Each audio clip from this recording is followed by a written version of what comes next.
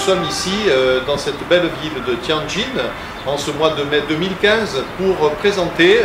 des artistes européens et mieux faire comprendre l'art contemporain à nos amis artistes chinois, mais aussi dans le contexte de l'école Académie des Beaux-Arts de Tianjin aussi, où a lieu cette conférence, de mieux faire comprendre l'art contemporain européen. Avec le centre de recherche, centre CRACP, Centre de recherche en art et conservation du patrimoine, qui est une unité de recherche privée, s'attache à mieux faire comprendre l'art contemporain. Et arrivé à Tianjin, nous avons été très heureux de voir tous ces aspects très pittoresques. Une capitale, on peut dire une des plus grandes villes de Chine, avec 8 millions d'habitants, ce qui est très important. 8 millions d'habitants avec effectivement des architectures très futuristes et qui montrent tout le dynamisme de la grande ville de Tianjin. Nos artistes européens, pour mieux faire comprendre leur démarche, leur progression, leur cheminement, on peut dire, qui est un cheminement toujours très personnalisé, puisque nous sommes venus pour présenter des artistes qui ont des caractéristiques particulièrement intéressantes. À l'Académie des Beaux-Arts de Tianjin, pour présenter différents styles, notamment des artistes français, différents peintres dans différents styles, qui peuvent aller effectivement de l'impressionnisme jusqu'à l'abstraction.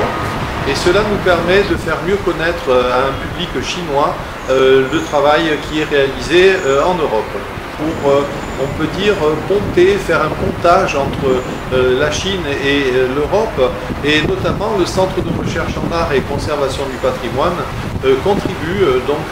en tant qu'unité de recherche privée à maintenir et amplifier ces relations de connaissances mutuelles.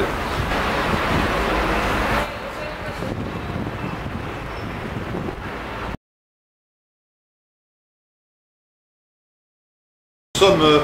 à Tianjin avec le Centre de recherche en art et conservation du patrimoine, le CRACP, afin de présenter des styles innovants d'artistes contemporains vivants, actuels, qui sont engagés dans l'art et qui font avancer la peinture. Et donc nous sommes particulièrement heureux de présenter ces artistes à TAFA, à la Tianjin Academy of Fine Arts, c'est-à-dire l'Académie des Beaux-Arts de Tianjin, avec le Centre de recherche en art et conservation du patrimoine, le CRACP. Nous avons présenté la peintre Ariel, son travail, sa peinture, non seulement sur les musicales, mais également surtout son style et la manière dont elle traite le paysage. Au-delà de cette palette bleue, ce sont des graphismes avec des traits particulièrement accentués, mais en même temps qui sont relativement légers, posent la signification, posent le sens du paysage et permettent d'avoir une vision relativement distante. En fait, ce travail que réalise Ariel sur la distance, qui est un travail de recherche, pour elle est fait de manière tout à fait naturelle, dans une gestualité qui lui appartient. Toutefois, on a le plaisir, et c'est ce plaisir qu'a partagé l'auditoire de la conférence à Tianjin au moment de la présentation de cet artiste, avec des questions qui ont été posées aussi, des interrogations, sachant que c'est un travail, il faut le dire, qui n'aurait pas déplu à Cézanne, lui qui avait peint à tant de reprises la Sainte Victoire, et effectivement qui travaillait tellement sur aussi la compréhension de la distance, de la représentation du motif sur la toile. Ariel, avec ce travail de recherche qu'elle propose au travers de ses musicales, où elle peint donc un paysagisme, on peut dire littoral, un paysagisme de bord de mer, avec tout un ensemble de couleurs bleues qui sont tout à fait intéressantes dans une palette très recherchée aussi. Ce ne sont pas n'importe quel bleu, et une très belle harmonie de couleurs, une certaine élégance, mais également une recherche sur la perception, la vision que l'on peut avoir de ces paysages. Ariel est une peintre qui a un univers ample, vaste. Elle peut travailler aussi sur des modalités de personnages, de représentation de différents sujets. Elle a fait une très belle esthétique d'impressionnisme abstrait. Et cela a intéressé les artistes, les peintres, les enseignants chinois, les étudiants aussi très avancés en art, pour savoir quelle était cette notion particulière d'impressionnisme abstrait dans cette frontière justement entre l'abstraction et une représentation très ressentie avec des connotations figuratives du paysage. Tout ceci poussé, comme le fait Ariel,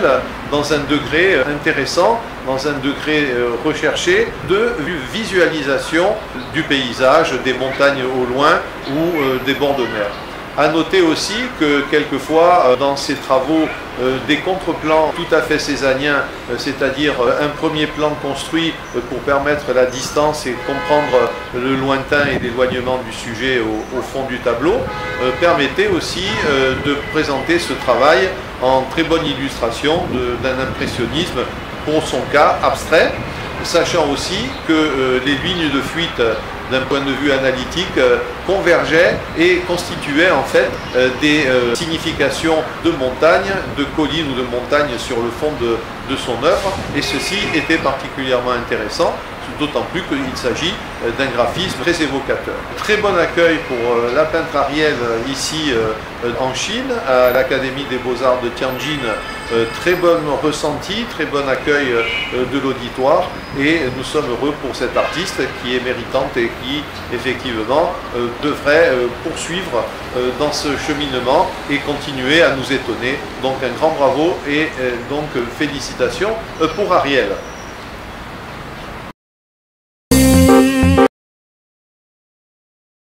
La peintre Coriandre est une artiste qui a beaucoup intéressé nos amis chinois. Elle a été présentée à l'Académie des Beaux-Arts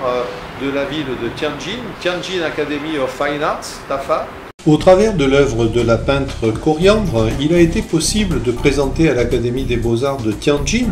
devant un public attentif, diverses œuvres, et notamment de montrer comment il peut y avoir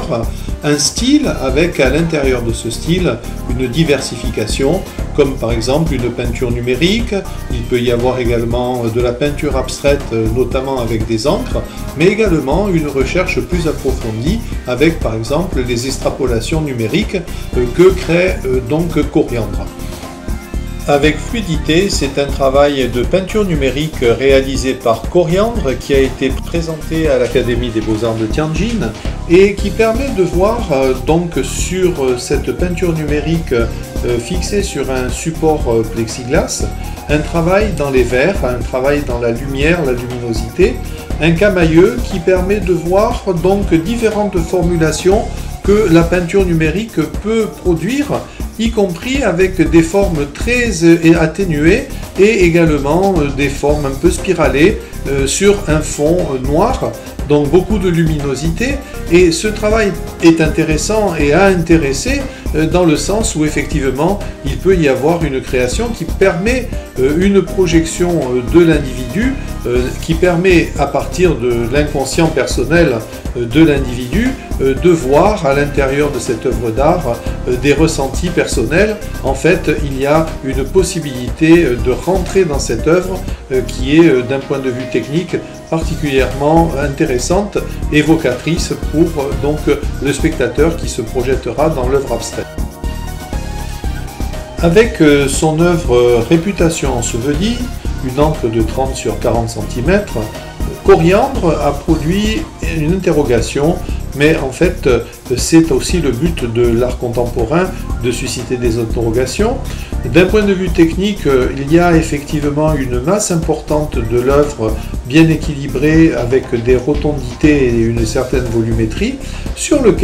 laquelle donc motif en quelque sorte pourrait-on dire motif principal, il y a donc des ruissellements, des coulures, une forme de dripping qui permet effectivement à l'artiste d'interpréter son ressenti. Un ressenti qui sera également partagé ou pas par le spectateur, qui restera dans une liberté de projection sur cette œuvre avec sa propre histoire de spectateur, sa propre émotion aussi. Toutefois, l'artiste a souhaité à travers cette œuvre marquer par un langage pictural son message personnel, son ressenti profond, son interprétation de ce thème.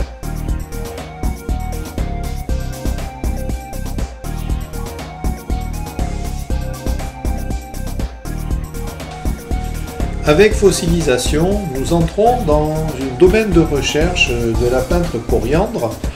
qui produit des extrapolations numériques à partir d'œuvres qu'elle réalise, un travail ensuite à partir de cette œuvre qui sera un détournement, un travail photographique numérique à partir de logiciels qui lui permettront de créer une nouvelle œuvre, comme en fait le détournement de la première œuvre qui, elle, donne déjà un ensemble de références. Cette œuvre détournée, donc, qui sera en fait une autre forme de cette fossilisation, permettra de voir plus loin, d'aller au-delà de ce qui a pu être ressenti initialement, et grâce donc aux apports de l'art numérique, aux apports de logiciels de retravail de l'image, Coriandre va pouvoir exprimer autre chose, aller donc dans un autre domaine, dans une autre dimension du visuel, pour montrer ces aspects qui sont internes dans l'œuvre initiale et qu'elle va retransposer, retravailler en mouvement, en autre formulation, en jeu de forme, en jeu de force aussi, comme elle le dit dans ses textes explicatifs. Et donc on pourra voir aussi avec cette œuvre nouvelle un ensemble donc qui est la recherche actuelle de Coriandre. Extrapolations numériques qui ont suscité un vif intérêt en Chine et qui méritent d'être connues de façon approfondie.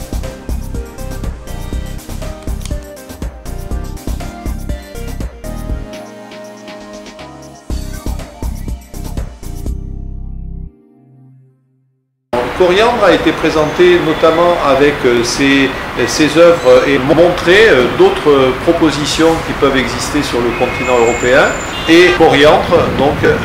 propose effectivement quelque chose de nouveau. Des propositions du progrès tel qu'il peut être réalisé dans l'art contemporain européen aujourd'hui. L'objectif aussi est de faire mieux comprendre l'art européen, mieux faire comprendre les démarches d'artistes contemporains, une sorte d'art vivant, c'est-à-dire un art en prise directe avec la création contemporaine, et cet artiste Coriandre avec, on peut dire, un grand succès.